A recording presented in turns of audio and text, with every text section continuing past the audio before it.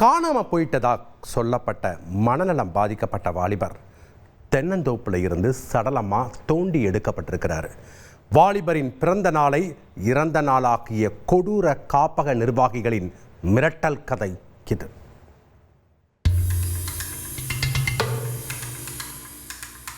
பொள்ளாச்சி நடுப்புணி அடுத்த நாகூர் பகுதியில் உள்ள ஒரு தென்னந்தோப்பு அன்று கிரைம் ஸ்பாட்டாக மாறியிருந்தது.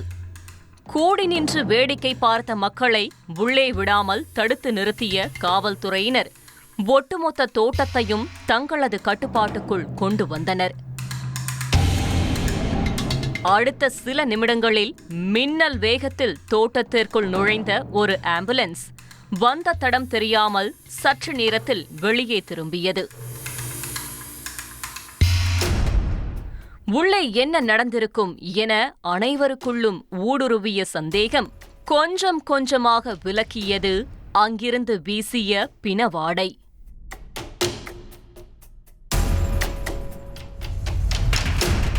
தென்னை மரங்களுக்கு நடுவே புதிதாக நடப்பட்ட ஒரு மனித உடலைதான் அவர்கள் அங்கே தோண்டி எடுத்திருக்கிறார்கள். அது ஒரு வாரத்திற்கு முன் காணாமல் போனதாக கூறப்பட்ட மனநலம் பாதிக்கப்பட்ட வாலிபரின் உடல். அப்பாவி வாலிபரை கொன்று புதைத்துவிட்டு மாயமாகி விட்டதாக நாடகமாடி இருக்கிறது ஒரு கும்பல். இந்த பயங்கரத்தின் முழு பின்னணியையும் தெரிந்து கொள்ள செய்தியாளர் நடேசனை விசாரணை களத்தில் இறக்கினோம். கோவை மாவட்டம் பொள்ளாச்சி மகாலிங்கபுரம் முல்லை நகர் பகுதியில் இயங்கி வருகிறது யுத்திரா சேரிட்டபிள் டிரஸ்ட். தனியார் காப்பகமாக இங்கு பல மனநலம் பாதிக்கப்பட்ட குழந்தைகள் பராமரிக்கப்பட்டு வருகிறார்கள். இந்த காப்பகத்தை பொள்ளாச்சியை சேர்ந்த கவிதா லட்சுமணன் உள்ளிட்ட சிலர் நடத்தி வருகின்றனர்.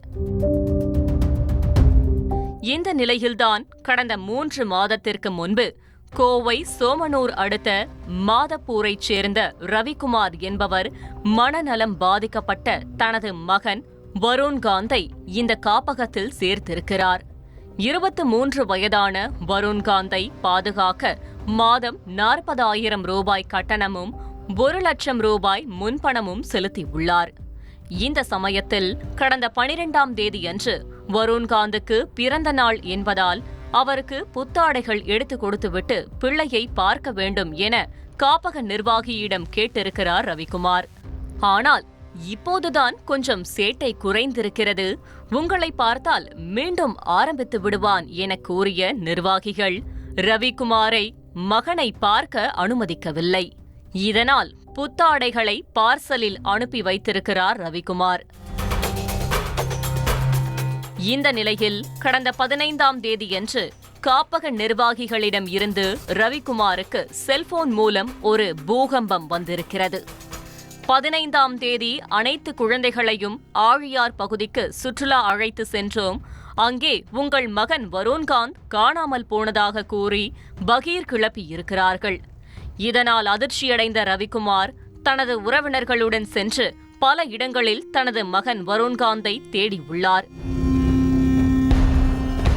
எங்கும் கிடைக்காததால் ஆனைமலை காவல் நிலையத்தில் வருண்காந்தை காணவில்லை என புகார் கொடுக்கப்பட்டது. இதுகுறித்து தனியார் காப்பக நிர்வாகிகளும் செய்தித்தாள்களில் வருண்காந்தின் படத்தை போட்டு காணவில்லை என அறிவித்துள்ளனர். ஆனால் வருண்காந்த் பற்றி எந்த தகவலும் இல்லை. இந்த சமயத்தில் காப்பகம் திடீரென மூடப்பட்டிருக்கிறது. காப்பக நிர்வாகிகளின் செல்போன் எண்ணும் சுவிட்ச் ஆஃப் ஆனது. இதனால் சந்தேகமடைந்த ரவிக்குமார் பொள்ளாச்சி மகாலிங்கபுரம் போலீசில் புகார் அளித்துள்ளார். அந்த புகாரின் பேரில் பொள்ளாச்சி மகாலிங்கபுரம் போலீசார் தனியார் காப்பகத்தை நடத்தி வரும் நிர்வாகிகள் கவிதா லட்சுமணன், ஷாஜி, கிரிராம், சதீஷ், காப்பக ஊழியர் ஷீலா உள்ளிட்ட பலர் மீது வழக்கு பதிவு செய்து விசாரணை மேற்கொண்டனர். முதல்கட்ட விசாரணையில் மனநலம் பாதிக்கப்பட்ட இளைஞரை தனியார் காப்பகத்தினர் ஆழியாருக்கு சுற்றுலாவே அழைத்து செல்லவில்லை என்ற விவரம் கிடைக்க அனைவரும் அதிர்ந்து போயிருக்கிறார்கள். இதில் ஏதோ மர்மம் இருப்பதாக அவதானித்த போலீசார் இந்த வழக்கின் விசாரணையை தீவிரப்படுத்தி தலைமறைவாக உள்ள காப்பக நிர்வாகிகளை கைது செய்ய 8 தனிப்படைகள் அமைத்தனர். அதன்படி பொள்ளாச்சியைச் சேர்ந்த தனியார் காப்பக நிர்வாகி கிரிராம், திருவண்ணாமலையைச் சேர்ந்த நிதேஷ், பெதப்பம்பட்டியைச் சேர்ந்த ரங்கநாயகி, பொள்ளாச்சியைச் சேர்ந்த செந்தில் பாபு ஆகிய 4 பேரை போலீசார் கைது செய்தனர். அவர்களிடம் நடந்த தீவிர விசாரணையில்தான் மனநலம் பாதிக்கப்பட்ட வாலிபர் கொன்று புதைக்கப்பட்ட பகீர் உண்மை வெளிவந்தது. வருண்காந்தின் குறும்புத்தனமும் சேட்டையும் அதிகமானதால் அவரை சமாளிக்க முடியாமல் காப்பகத்தில் சேர்த்திருக்கிறார் ரவிக்குமார்.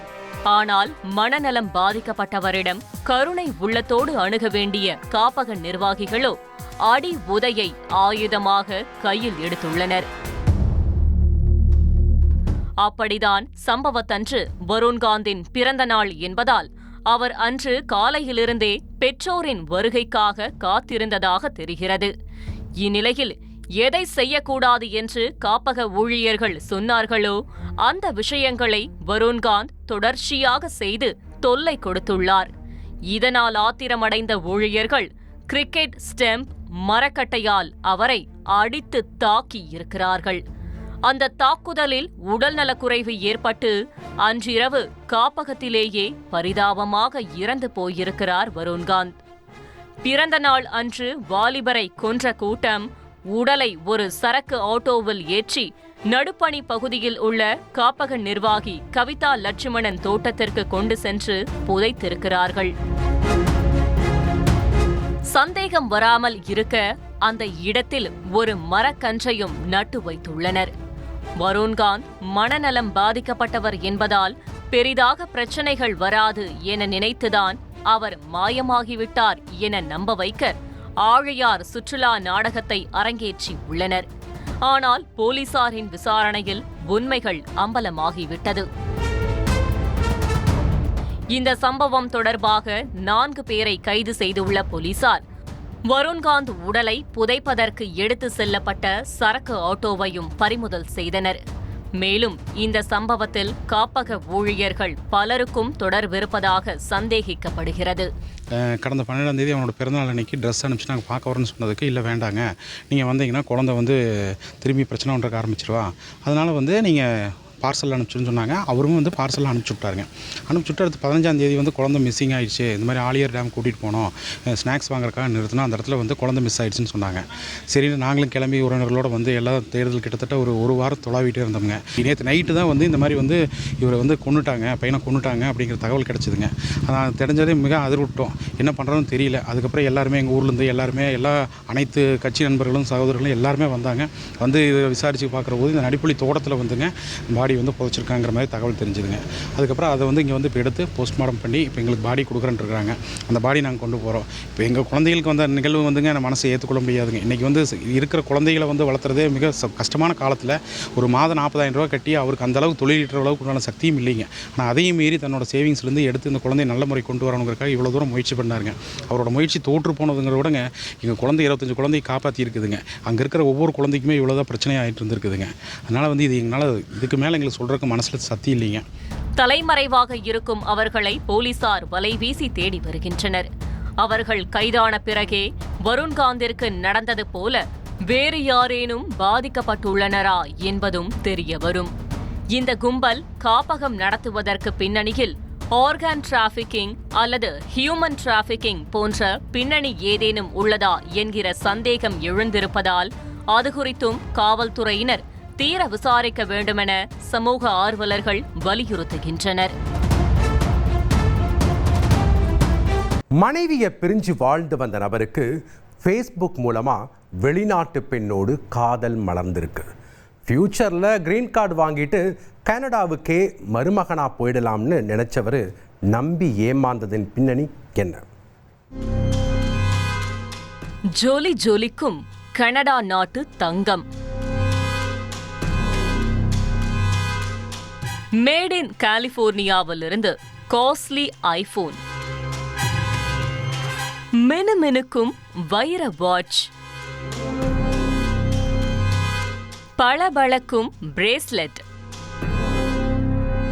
இதெல்லாம் காதலனுக்காக ஒரு பெண் அனுப்பிய பரிசு பொருட்கள் என்றால் நம்மூரில் உள்ளவர்கள் கனவில் கூட நம்ப மாட்டார்கள். ஆனால் இதை உண்மையென நம்பி கிட்டத்தட்ட 6,50,000 பணத்தை பறிகொடுத்திருக்கிறார் புதுச்சேரியை சேர்ந்த ஒரு அதிதீவிர காதலன். முழு குற்ற பின்னணியையும் அறிய செய்தியாளர் அக்பர் அலியை விசாரணை களத்தில் இறக்கினோம்.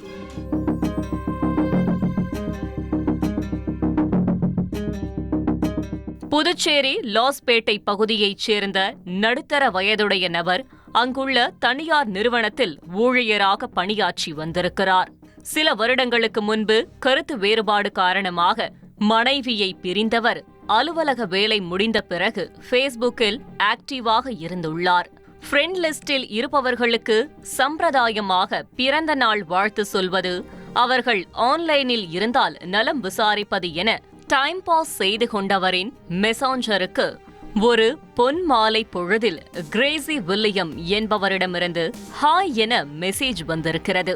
அந்த ப்ரொஃபைலை ஓபன் செய்து பார்த்தபோது அதில் அழகான பெண்ணின் புகைப்படங்கள் போஸ்ட்களாக பதிவிடப்பட்டு இருந்தது. ஏக்கத்தோடு பெருமூச்சு விட்டபடி அவரும் கிரேசி வில்லியம்ஸுக்கு ஹலோ என நலம் விசாரித்திருக்கிறார். தன்னை கனடா நாட்டைச் சேர்ந்தவர் என அறிமுகம் செய்து கொண்ட கிரேசி வில்லியம் பாண்டிச்சேரி நபரின் கேள்விகளுக்கு நேர்காணலில் சொல்வதைப் போல் மொத்த பயோடேட்டாவையும் டெய்லர் கடையில் கொடுப்பதைப் போல மெஷர்மெண்ட்ஸ்களையும் இன்னும் சில பல விருப்பு வெறுப்புகளையும் வெளிப்படையாக பகிர்ந்துள்ளார். இருவரும் சில காலங்களிலேயே காதலிக்க தொடங்கியுள்ளனர். ஒரு கட்டத்தில் கனடா நாட்டைச் சேர்ந்த காதலியான கிரேசி வில்லியம்ஸ் அவரின் பாண்டிச்சேரி காதலனுக்கு பரிசு பொருட்கள் வாங்கி வைத்திருப்பதாக ஹைப் கொடுத்துள்ளார். ஓவர் எக்ஸைட்மெண்டில் மிதந்த காதலன் என்ன பரிசு என கேட்டு அன்பு தொல்லை கொடுக்க அந்த பெண் கிஃப்ட் பொருட்களின் டீசர் வீடியோக்களை அனுப்பி திக்குமுக்காட வைத்துள்ளார்.